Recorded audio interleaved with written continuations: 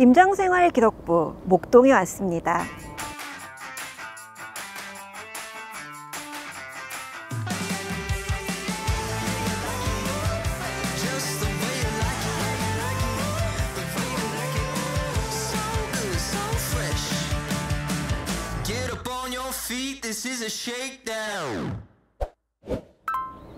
서울의 3대 재건축 동네 하면 압구정, 여의도, 그리고 여기 목동이 꼽히죠. 14개 모든 신시가지 단지가 이제 일제히 정비사업 돌입했습니다. 그래서 저희 오늘 목동 쭉 임장하면서 재건축 상황도 정리해 드리겠습니다. 가보실까요?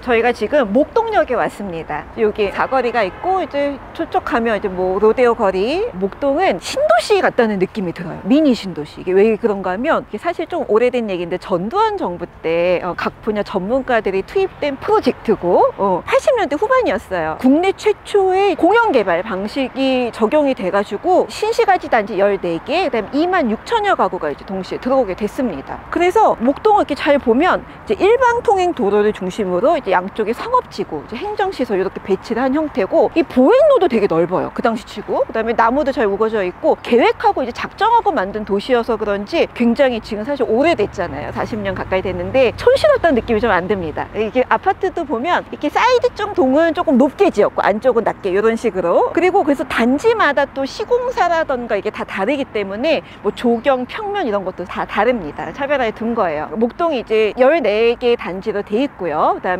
1단지부터 7단지까지를 이제 앞단지, 그 다음에 이제 8단지부터 14단지까지를 이제 뒷단지라고 하는데, 사실 요거를 가르는 게 이제 국회대로입니다. 국회대로를 중심으로 해서 1단지부터 7단지가 이제 앞단지, 8단지부터 14단지가 이제 뒷단지고요. 사실 행정구역상으로 1단지부터 7단지까지 앞단지는 양천구 목동이에요. 그리고 이제 뒷단지는 양천구 신정동인데, 부동산 시장에서 말하는 이제 목동은 이제 신시가지 14개 단지를 통칭합니다. 이렇게 보통 그렇게들 얘기를 해요. 목동은 또 재밌는 게 핵심부라는 게 있어요. 핵심부가 되게 중요한 동네입니다. 이게 무슨 말이냐면, 이 핵심부 안에는 현대백화점 같은 이제 중심 상권, 그 다음에 뭐 대형 인기학원, 학원가가 좀 몰려 있고, 그리고 이제 모군초나 모군중 같은 인기 학교들이 있어요. 그래서 핵심부에서 가까워지면 아파트 시세도 좀 올라가고, 핵심부에서 멀어지면 집값도 살짝 내려가는 그런 모양새입니다. 그래서 전통적으로 이제 앞단지 쪽이 좀 핵심부에 가까워서 좀 강세였어요. 근데 최근에 이제 재건축이 이슈가 되고, 이제 재건축 문제가 부상을 하면서 뒷단지가 열심히 따라오고 추격하는 이제 모양새가 됐습니다.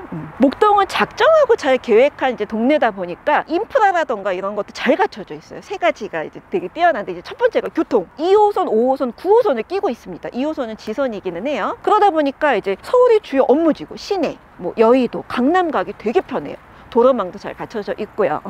그리고 이제 두 번째, 학교. 학군이 되게 잘 갖춰져 있습니다. 이 14개 신시가지 단지에만 초등학교가 10곳, 중학교가 6곳이나 되고, 게다가 여기는 또 이제 대치동에 이은 국내 두 번째 규모의 학원가예요. 학원의 메카입니다. 학원만 거의 800개 정도 추산을 하고 있어요. 이제 그러다 보니까 이제 아이들 공부시키려고 이제 외부에서 전입하는 가구들도 되게 많고, 학구열 워낙 뛰어나서 이 목동 특유의 그 점잖은 분위기가 또 여기서 나오는 것 같아요. 그리고 인프라라던가 이런 거 상권 워낙에 잘 갖춰져 있고, 현대백화점, 마트 이제 다 있고요. 병원, 이제 상급병원으로는 이제 2대 목동병원 있고, 목동 운동장도 있네요. 그래서 목동 사실 요 안에서 모든 게 해결 가능한 몇 안 되는 동네 중에 하나입니다. 목동의 매력이라고 할 수 있겠어요. 저희가 어제 사실 촬영을 나왔다가 비가 와서 중간에 이제 철수하고 오늘 또 나왔거든요. 비 많이 와. 일단 들어가 봐, 조용히.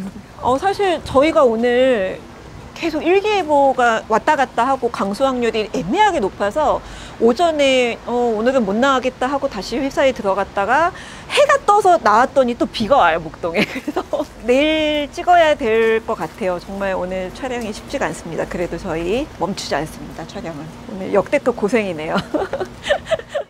그 사이에 겨울이 됐습니다. 저희 기억나시죠? 여름에 이제 더위와의 전쟁하고 막 카메라 꺼지고 더워서 그랬는데, 이제 어느새 또 겨울이 돼서 이제는 열심히 추워도 임장을 다니겠습니다. 사계절이 뚜렷한 대한민국. 그렇습니다. 목동 조금 더 가면서 얘기해 보겠습니다.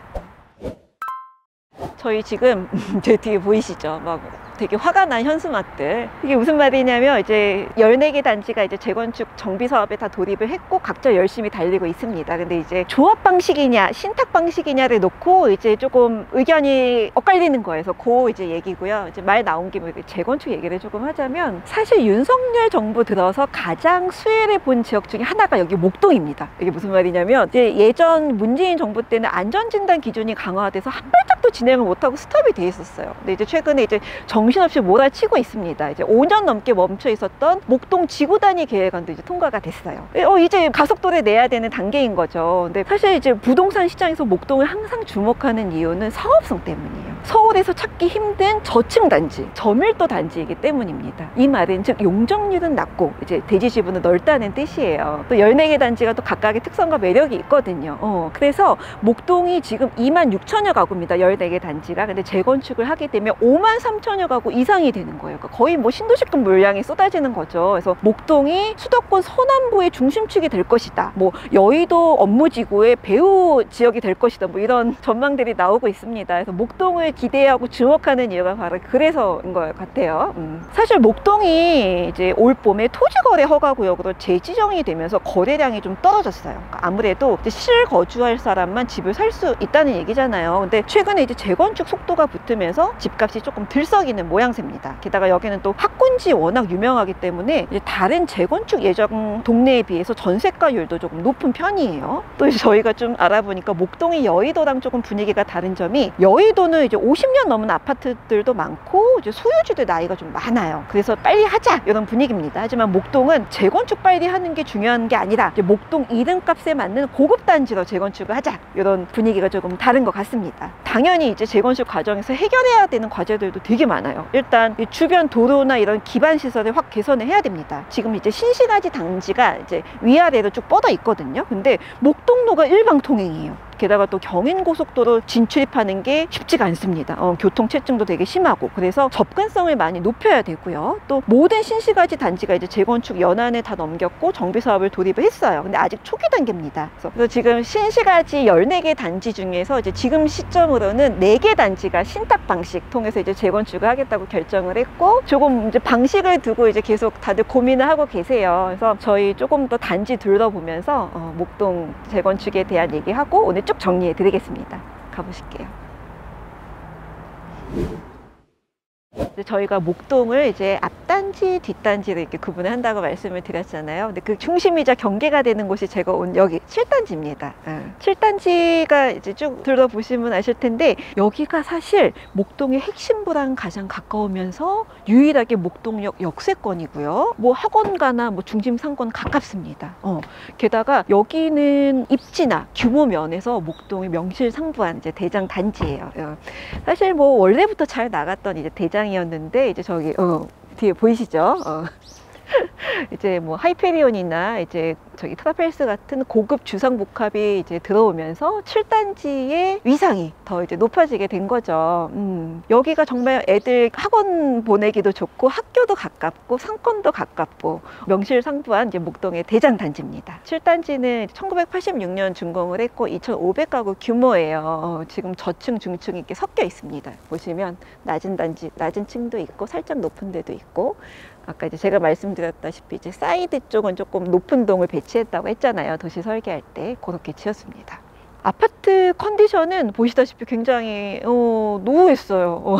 이게 또 오래되고 연식이 좀 이제 되다 보니까 나무가 굉장히 많이 우거졌어요. 저희 쭉 보면서 왔는데 지금 열심히 이제 나무 치고 나무가 너무 높이 자라서 지금 아파트 높이만큼 자랐거든요. 5층만큼. 해서 그거 정리하는 작업 중이고 이제 보이시죠? 여기 이제 인도에 주차를 해놨습니다. 지금 월요일 이른 아침이거든요. 한 10시 정도 됐나? 근데 이미 주차 가득 차 있고 7단지 안에 도로가 살짝 있어요. 왕복 2차선. 근데 저기다가도 주차를 해놔서 차들이 못 지나다니고 지금 기다려야 되는 상황입니다. 주차난 말도 못해요. 근데 그나마 7단지는 인도를 조금 트고 공간을 좀 확장을 해서 조금 나아졌습니다. 다른 데보다는 그나마 나은 상황이에요. 뭐 근데 주차는 모든 지금 신시가지 단지들의 공통된 고민이에요. 주민들 많이 힘들어 하십니다. 컨디션도 많이 낙후했고. 근데 리모델링을 싹 해서 들어오시더라고요. 근데 사실 이제 구축 아파트 살면 힘든 점이 한두 가지가 아닌데 이제 그거를 견딜 수 있게 버틸 수 있게 하는 힘이 두 가지죠. 첫 번째 재건축, 이제 두 번째 학군입니다.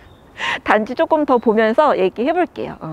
용적률은 125%가 이제 대지 지분이 꽤 많아요. 재건축 상황을 좀 보자면 7월에 이제 신통 계획을 접수를 해놨고, 근데 최근에 이제 사업 방식을 두고 조금 설왕설래가 있습니다. 그러니까 소유주 단체가 이제 두 곳이 있는데 재건축 사업에 이제 주도권을 놓고 이제 갈등 중이에요. 조합 방식이냐 신탁 방식이냐 이제 논의가 아주 뜨겁습니다. 여기서 잠깐 설명을 조금 드리고 넘어가자면, 조합 방식은 이제 가장 기본적이고 제일 많이 하는 이제 재건축 방법이죠. 이제 주민들 중에 조합장을 뽑고, 조합장도 자기 재산이 걸린 주민이잖아요. 그래서 이게 장점이자 사업을 추진해가는 동력이 됩니다. 근데 일각에서는 아니 조합장이 전문가는 아니지 않냐 이런 지적도 있어요. 맞는 말입니다. 하지만 뭐 어차피 사업은 정비업체 도움 받으니까요. 또 조합장 월급이 신탁사에 내는 수수료보다 훨씬 쌉니다. 네. 근데 반면에 이제 신탁 방식, 이제 요즘에 각광을 많이 받고 있는데, 주민들이 신탁사를 뽑아서 이 신탁사가 주관으로 해가지고 사업을 추진을 하는 거죠. 장점도 되게 많아요. 조합 꾸리는 게 하세월이고 뭐 난리죠. 근데 이 과정을 이제 건너뛰니까 속도가 되게 빠르고, 또 신탁사가 자금을 조달을 하니까 되게 안정적이에요. 반면에 단점도 있습니다. 주도권을 뺏길 수도 있고요. 또 수수료도 비싸요. 또 서울에서 신탁 방식으로 한 대규모 정비 사업이 아직은 없습니다. 요즘에 또 여의도 한양 아파트가 신탁사 때문에 아주 시끄럽습니다. 그러니까 리스크가 있다는 얘기죠. 목동을 쭉 보면 사업 규모가 큰 단지가 신탁 방식을 선호하는 특징이 좀 보여요. 이제 재건축 대여로 꼽히는 5단지, 뭐 여기 7단지, 9단지, 14단지가 신탁 방식을 결정을 하거나 이제 검토를 하고 있고, 아무래도 규모가 좀 작은 단지는 이제 추진력이 있다 보니까 조합 방식을 택하는 분위기입니다. 이제 목동은 아무래도 안전진단 용역비나 뭐 정비계획, 수립 용역비 같은 재건축 사업 초기에 들어가는 자금은 마련해 놓은 상태거든요. 요것도 조금 감안해야 될 부분입니다. 네, 좀 이제 시세, 제일 중요한 이제 시세를 좀 보면 이제 27평 기준으로 많이 얘기를 합니다. 27평이 이제 지난 여름에 20억에 거래가 됐어요. 그리고 최근에는 18억대에서 움직이고 있습니다. 근데 중요한 게 이제 20억 거래가 저층이었어요. 5층. 근데 이제 저층은 고층보다 대지 지분이 한 2평 정도 더 많습니다. 요거를 감안해야 돼요. 그리고 이제 학부모들 사이에서는 요거 되게 중요해요. 이제 모근초 때문에 되게 유명해서 여기 인기가 많은데, 모근초 배정은 이제 앞쪽 단지들 위주로 됩니다. 저희 이제 다른 목동 단지도 조금 가면서 얘기해 보겠습니다. 가보실까요? 목동이 이제 길 구조가 이제 일방통행로예요. 그래서 지금 운전하는 입장에서는 되게 난감해 하시더라고요. 좀 특이하죠. 목동 또 설계할 때부터 그렇게 돼 있어서. 저희가 이번에는 1, 2, 3단지는 좀 묶어서 얘기를 할게요. 왜냐하면 제 뒤에 요 현수막 보이시죠? 아주 요즘에 지금 중요한 이슈가 걸려있기 때문입니다. 1, 2, 3단지 총 합쳐서 5,100가구 정도 되고요. 용적률은 120%대 초반입니다. 근데 지금 이 친구들만 2종 일반 주거지역으로 돼 있어요. 현수막 보셨죠? 이게 사실 과거 얘기를 조금 하고 넘어가자면 2003년에 양천구가 종 세분화 작업을 하면서 이 3개 단지만 2종 주거지로 지정을 해버린 거예요. 그래서 그동안에 주민들 불만이 아주 컸습니다. 그러니까 이 말은 즉 용적률을 아무리 많이 받아봤자 200%라는 거고 사업성이 떨어진다는 얘기죠. 그나마 이제 다행인 거는 서울시가 이제 목동 지구단위 계획을 변경을 하면서 3종 상향을 해줬어요. 그래서 큰 장애물은 일단 넘었습니다. 근데 이제 이걸 받아들이는 조건으로 서울시가 20%를 임대주택 넣어라 하고 꼬십니다. 근데 이제 1, 2, 3단지는 아우 싫어 조건 달지 마 이러고 있거든요. 그래서 최근에 양천구가 목동 그린웨이라는 대안을 갖고 왔어요. 그러니까 의견이 좁혀지지 않으니까 나름 대안을 갖고 온 건데, 이게 내용이 뭐냐면 임대주택 대신에 국회대로 공원에서 안양천까지 보행 녹지를 만들어서 이제 사람들한테 개방하라 요겁니다. 이게 되게 중요한 이슈여서 좀 더 지켜봐야 될 것 같아요. 이걸 잘 풀어내느냐가 이제 관건입니다. 그래서 이제 1단지는 9호선 신목동역 역세권이고요. 옆에 열병합 발전소가 있어요. 요게 조금 힘든 점인데, 그래서 이제 입주민들이 난방비 할인을 받습니다. 2단지랑 3단지는 근린상가 중심 학원가랑 가까워서 오래전부터 좀 알아주는 단지였어요. 월천초, 월천중, 영도초, 신목중 같이 유명한 학교들이 몰려 있습니다. 2단지는 파리공원 옆인데 중대형 평수가 좀 많고요. 3단지, 여기 3단지는 양천도서관이 가깝습니다.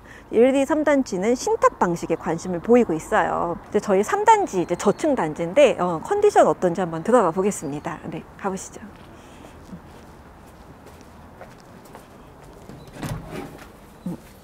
아이고, 이제 자전거 놓을 데가 없어서 가구가 이제 10가구밖에 안 돼요. 올라가 보겠습니다.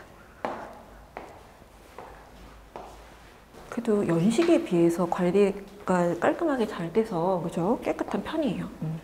엘리베이터가 없고 좀 불편하긴 한데 살짝 외국 느낌도 나요. 이런 데서 이제 세월의 흔적이 묻어나는 녹슬고막.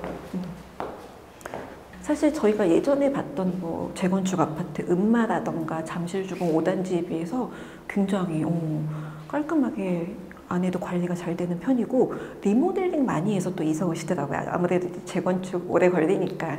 그렇습니다. 또 다른 단지도 가볼게요. 그리고 4단지, 이제 1,400가구 좀 안 되는데 상대적으로 소형 평수가 좀 많고 고층이 좀 있어요. 그래서 위치상 중심 상권이랑 가깝습니다. 그리고 단지 남쪽에 국회대로가 있는데 이 국회대로 지하화하는 사업이 이제 계획이 돼 있거든요. 그러니까 이 말은 즉 방음벽이 거치면서 도보 동선이 생기고 이제 공원까지 짠 하고 생긴다는 거죠. 그래서 이제 오목교역과의 접근성이랑 7단지와의 연결성이 좀 높아질 전망이에요. 서울시 목표는 2025년까지 국회대로 공원을 만들겠다, 요겁니다. 그러면 미래 가치가 많이 높아지겠죠. 정비 계획안을 입안해 놓은 상태고 신탁이냐 조합이냐 이제 방식을 놓고 주민들 의견 수렴하고 있습니다. 5단지는 용적률이 14개 단지 중에 가장 낮아요. 116%. 또 대형 평수가 많고 평균 대지 지분이 커서 사업성이 좋습니다. 학원가가 가까운 데다가 단지 앞에 목동선 정거장이 또 예정이 돼 있어요. 그래서 교통도 좋아지게 됩니다. 게다가 또 5단지는 동서남북 사면이 택지지구로 둘러싸여서 되게 쾌적해요. 한때 잘 나갔거든요. 그래서 5단지를 주목하고 높이 평가하는 분들이 많습니다. 최근에 신통계획을 접수했고 신탁 방식에 유력합니다. 신탁업체 몇 곳이 막 경쟁하고 있어요. 대부분 단지가 이제 연식이 오래되고 나무가 되게 많이 우거졌잖아요. 그래서 지금 낙엽과의 전쟁입니다. 말도 못해요. 어딜 가나 지금 모든 단지가 낙엽이 쌓여 있고 열심히 치우고 계시고 그렇습니다. 저희 5단지까지 쭉 둘러봤고요. 이제 정말 열심히 봤는데도 아직 절반도 못 봤습니다. 저희 그 다음 단지 또 가볼게요. 이제 저희가 쭉 보고 6단지에 왔습니다. 저희가 아침에 시작을 했는데 이제 어느덧 학교 시간이 돼서 아이들이 막 이제 학교하고 나오고 있어요. 어쨌든 6단지는 14개 이제 신시가지 단지 중에 정비사업 속도가 가장 빠른 단지입니다. 그래서 여기가 이제 목동 재건축 1호가 되지 않을까라고 이제 다들 기대를 하고 있고, 사실상 이제 목동의 선도 단지 역할을 하고 있는 거예요. 규모는 1,300여 가구 정도입니다. 사실 크지는 않아요. 근데 이제 재건축을 하게 되면 2,300여 가구로 재탄생을 하게 됩니다. 그리고 여기는 이제 최고 50층까지 지어서 입체적인 스카이라인을 좀 맞춰주겠다고 해요. 그리고 이제 6단지의 장점으로 꼽히는 게 3가지. 첫 번째, 학교입니다. 학교가 여기 주변에 초중고 다 있습니다. 이제 경인초, 양정중, 양정고인데 특히 이제 양정중, 양정고가 남학교인데 공부 잘하는 학교예요. 그래서 이제 남자아이 둔 가정에서 이제 선호도가 많이 높습니다. 그리고 두 번째, 병원이 있어요. 이제 근처에 이대 목동병원이 아주 가까이 있습니다. 세 번째, 근처에 이제 안양천이 있습니다. 그 말은 즉 이제 재건축하면 강뷰가 가능해진다는 거죠. 하천뷰가 가능해진다는 거여서 재건축을 하면 좀 더 업그레이드 하지 않을까라고 이제 기대를 하는 거예요. 사실 지금 여기 위치가 지하철역이 좀 멉니다. 버스 타고 나가야 돼요. 근데 여기가 이제 나중에 목동선 정거장이 생기게 돼요. 이제 교통도 많이 좋아진다는 얘기죠. 그래서 재건축을 통해서 굉장히 많이 업그레이드가 될 것 같다고 이제 기대하는 단지입니다. 조금 더 가볼게요, 저희. 아까 말씀드렸다시피 이제 초품화입니다. 경인초가 단지 안에 발에 있고 아이들이 혼자 하교하고 등교하고 하더라고요. 또 아까 오다 보니까 이제 이대 목동병원 가는 게 너무 가깝습니다. 근데 이게 장점이자 단점이 되기도 해요. 사시는 분들 얘기 들어보면 큰 병원 가까우니까 좀 복잡하고 조금 시끄럽다고 해요. 그런 점은 조금 살짝 아쉬운 점이고, 아쉬운 점이 또 하나 있습니다. 용적률이 좀 높은 편이에요. 139%. 재건축 상황을 좀 보자면 이제 신통기획이 확정이 됐고요. 그래서 조합 방식으로 갈 예정이고 이제 내년 조합 설립 목표 해가지고 이제 열심히 달리고 있습니다. 평형은 10평대부터 50평대까지 다양하게 있고, 그래도 이제 19평이 가장 많습니다. 시세를 조금 보자면 19평이 이제 13억대 거래가 되고 있어요. 저희 다른 단지도 조금 가면서 얘기해 보겠습니다. 단지 얘기를 조금 더 드려볼게요. 8단지는 1,300여 가구 정도 되고요. 규모가 14개 단지 중에 가장 작습니다. 이제 저층이 없고 중층이랑 이제 고층이에요. 조합 방식으로 하기로 했고요. 신통계획을 접수해 놓은 상태입니다. 대지 지분이 좀 작은 편이에요. 오목교역에 있는 편의시설들 이용하기에 위치가 괜찮습니다. 구단지는 2,000가구가 좀 넘고요. 사실상 뒷단지의 중심단지 역할을 해요. 서울 남부지검이랑 남부지법 끼고 있어서 별명이 법조단지예요. 이제 아쉬운 점을 꼽자면 안전진단에서 탈락해서 주민 모금부터 다시 시작해야 돼요. 한국자산신탁 통한 신탁 방식을 하기로 했고, 8단지당 9단지는 뒷단지 학원가가 가까워서 또 선호도가 높습니다. 10단지 얘기를 좀 하자면 2,100여 가구고 용적률은 123%. 한국토지신탁 통해서 신탁 방식으로 갈 예정이고 신통계획을 접수했어요. 위치가 딱 2호선 신정내거리역 역세권이에요. 중대형 평수의 비율이 좀 높고 대지 지분이 넓은 편이에요. 그래서 사업성 좋을 거라고 이제 예상을 합니다. 초등학교 2곳이 근처에 있어요. 11단지랑 12단지는 가장 외곽 쪽이에요. 이제 게다가 김포공항 항로 쪽이어서 비행기 소음이 있습니다. 그래서 그동안 좀 관심 바뀌었는데 얼마 전부터 분위기가 좀 바뀐 것 같아요. 이게 무슨 뜻이냐면 매매 가격은 상대적으로 저렴한 데다가 대지 지분은 다른 단지보다 넓거든요. 저희가 좀 계산해 보니까 27평 기준 대지 지분이 11단지랑 12단지가 1위, 2위입니다. 게다가 이 친구들은 소형 평수만 있어요. 30평 이하거든요. 근데 과거에는 이제 소형 평수만 있다는 게 시세에서 불리했는데 이제는 이제 강점이 된 거죠. 주민 의견 모으기도 쉽고 이제 재건축 사업에도 적극적이고요. 다만 11단지는 안전진단을 탈락해서 다시 시작해야 됩니다. 11단지는 1,500여 가구 정도고 용적률은 120%예요. 한국자산신탁 통한 신탁 방식으로 재건축 추진할 예정입니다. 사실 11단지랑 9단지만 정밀안전진단 통과를 못해서 14개 단지 중에 속도가 가장 느리긴 해요. 재건축의 생명은 속도라 그러잖아요. 그러다 보니까 이제 아무래도 가격이 다른 단지에 비해 눌려져 있습니다. 근데 이게 또 뒤집어 보면 적은 투자금으로 접근할 수 있다는 시각도 있긴 해요. 저희가 이제 열심히 보고 이제 12단지 왔습니다. 이제 고지가 얼마 남지 않았어요. 저희가 온 12단지는 1,800여 가구 규모이고 뒷단지 학원가가 인접해 있어요. 용적률은 119%, 조합 방식 예정입니다. 13단지는 용적률이 14개 단지 중에 사실 가장 높아요. 159%. 규모는 2,200여 가구고 위치가 2호선 양천구청역 딱 역세권이에요. 신통계획을 신청한 상태고 신탁 방식 관심을 보이고 있습니다. 사실 목동에 워낙 신시가지 단지가 많다 보니까 제가 설명을 드리면서 각각 장단점을 다 끄집어내긴 했는데요. 저희가 쭉 보니까 다 경쟁력 갖춘 훌륭한 아파트들이에요. 그래서 목동 하는 이유가 그래서인 것 같습니다. 저희 드디어 이제 대망의 마지막 14단지 이제 가보겠습니다. 출발. 네. 드디어 대망의 마지막 단지 14단지에 왔습니다. 여기가 전체 신시가지 단지 중에 가장 커요. 3,100여 가구. 근데 용적률은 조금 높습니다. 146%. 조금 높은 편이에요. 여기가 1987년 준공이고요. 제 이렇게 뒤로 보이시죠? 재건축. 지금 상황이 이렇습니다. 이제 신통기획을 신청을 완료한 상태고 여기가 이제 목동 전체 단지 중에서 KB부동산 신탁 하고 가장 먼저 MOU를 맺었습니다. 여기는 위치가 안양천 근처예요. 그래서 이제 재건축을 하게 되면 일부 동은 하천뷰가 가능해지는 거죠. 여기가 단지 주변이나 요 근처에 다 어린이집부터 고등학교까지 다 있습니다. 그래서 애들 키우기 좋아서 선호도가 높은 단지 중에 하나고 평형은 20평대부터 50평대까지 있어요. 그래도 39평이 가장 많습니다. 시세를 조금 보자면 이제 39평이 최근에 20억 조금 안 되게 거래가 되고 그렇게 움직이고 있습니다. 목동 단지 쭉 둘러봤는데 되게 다 개성도 훌륭하고 다 좋은 단지 같아요. 저희가 오늘 아침부터 지금 해질 때까지 목동 아파트들 쭉 봤는데요. 목동은 실거주 가치뿐만 아니라 이제 투자 가치까지 모두 갖춘 곳입니다. 이제 대규모 정비 사업 통해서 서울뿐 아니라 이제 수도권 서남부 지역의 중심축 될 수 있을까요? 임장생활 기록부 성적표 보겠습니다.